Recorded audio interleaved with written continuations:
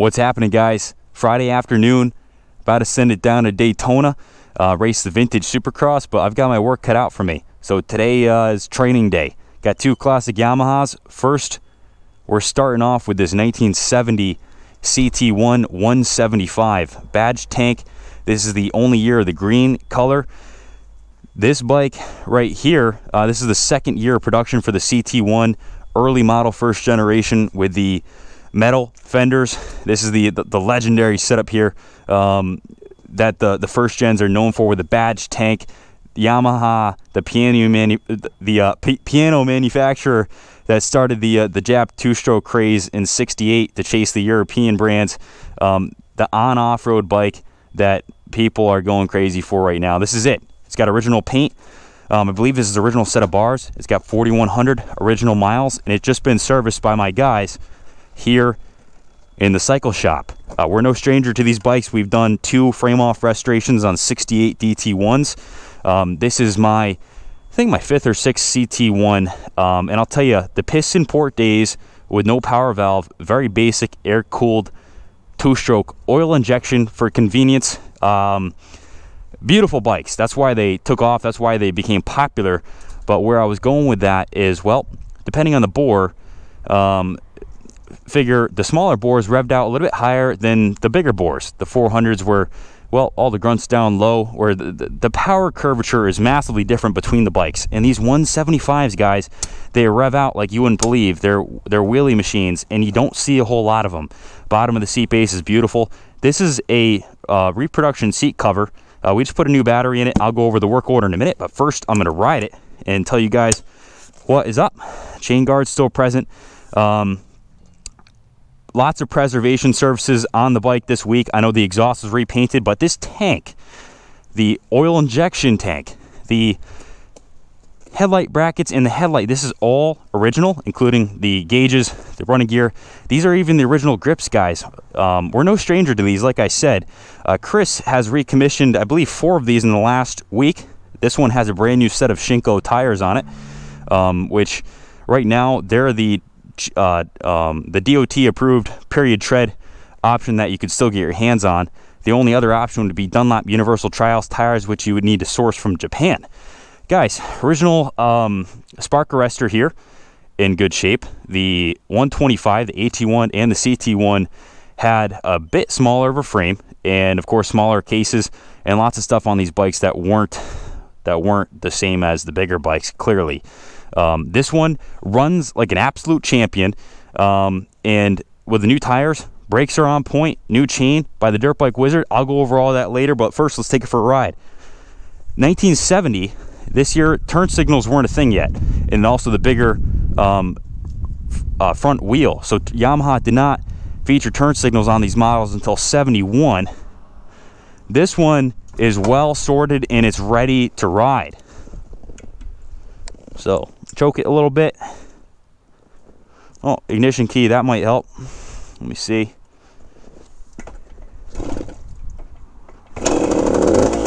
This bike is cold. I started it up this morning, but right now it is absolutely stone cold. So Ken Sr.'s not around today, but someone's got to ride these vintage bikes.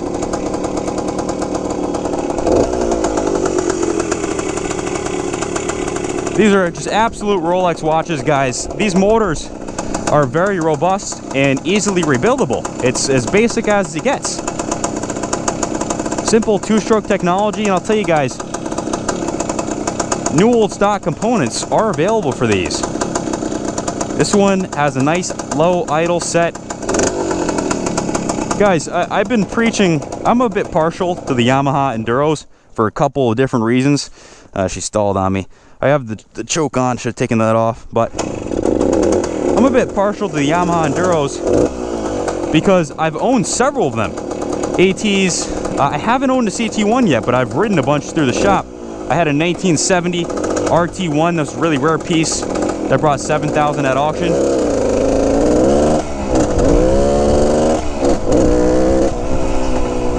Gauges all work excellent, so does the odometer, speedometer.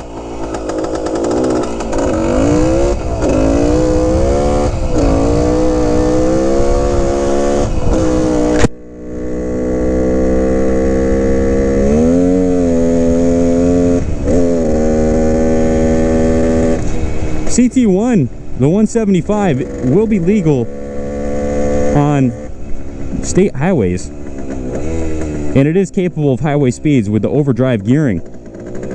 This is best suited for someone who wants a safe store of value. The vintage market has never been stronger. This bike is going to be offered at a low entry cost. It doesn't get any more fun than a Yamaha Enduro. Nice mild seating position. These bars are just phenomenal.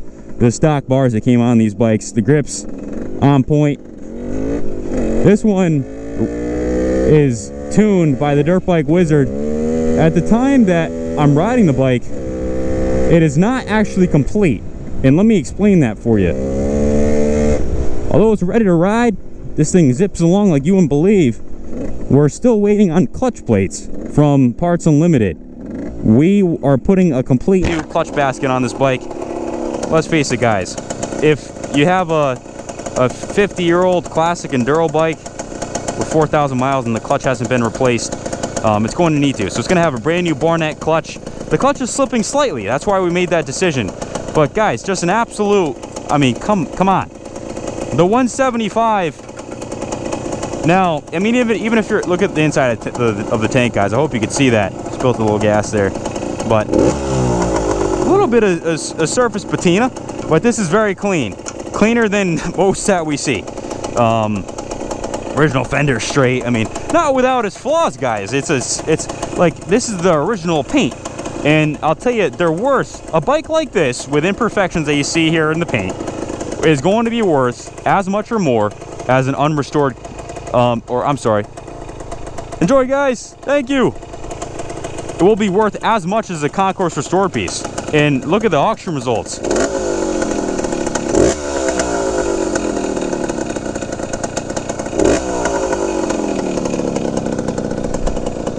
You got your little storage rack here for whatever you might need. Passenger pegs are intact. I'm not sure if these are the original Yamaha pegs or an aftermarket set. Let me see here. Yeah, this is an aftermarket set of passenger pegs. This is the only thing that I would say is not correct on the bike. Let me ride this thing up and go over the work order on. Again, to recap, new clutch plates will be in the bike for the new owner. It's slipping a little bit, but we're going to take care of that. Let me go over the work order of what was completed. What's up, Nick?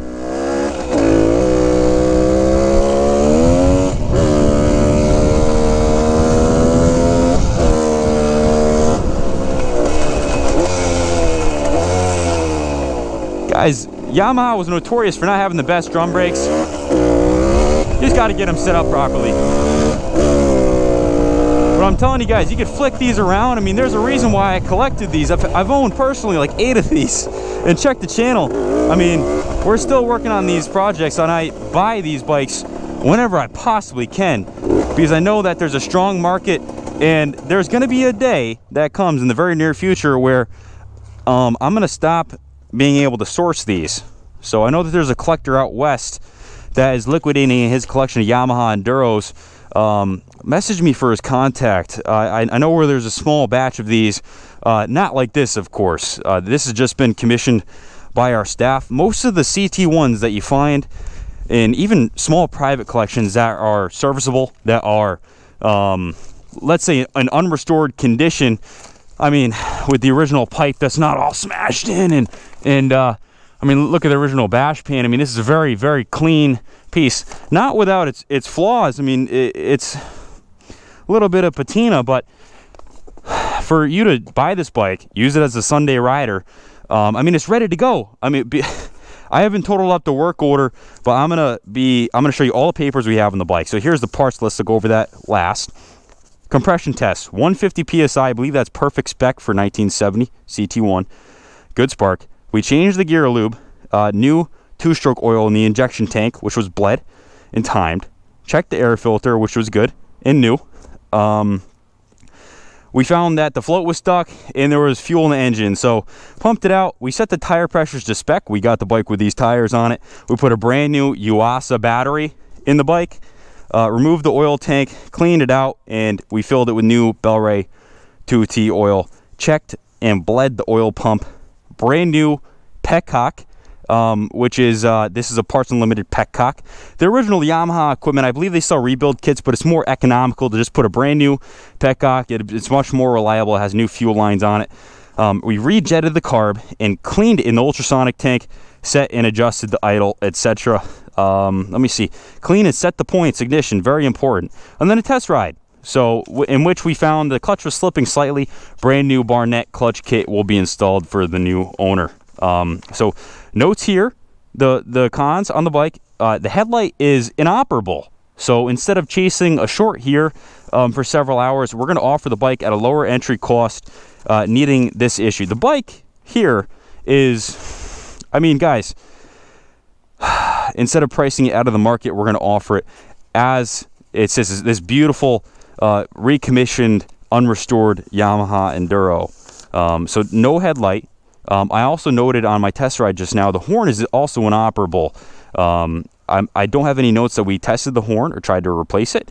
But I will say there's a mirror here. I believe this could be this is the Yamaha tuning fork is on this mirror. This is original equipment, I believe. Rare to see like that. So, and then the detail shop.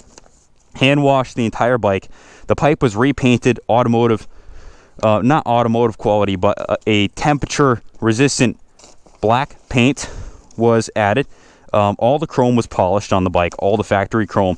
The fork tubes here are usually pitted like you wouldn't believe, and we have, I mean, guys, it just wasn't the highest quality finish from the factory in 1970.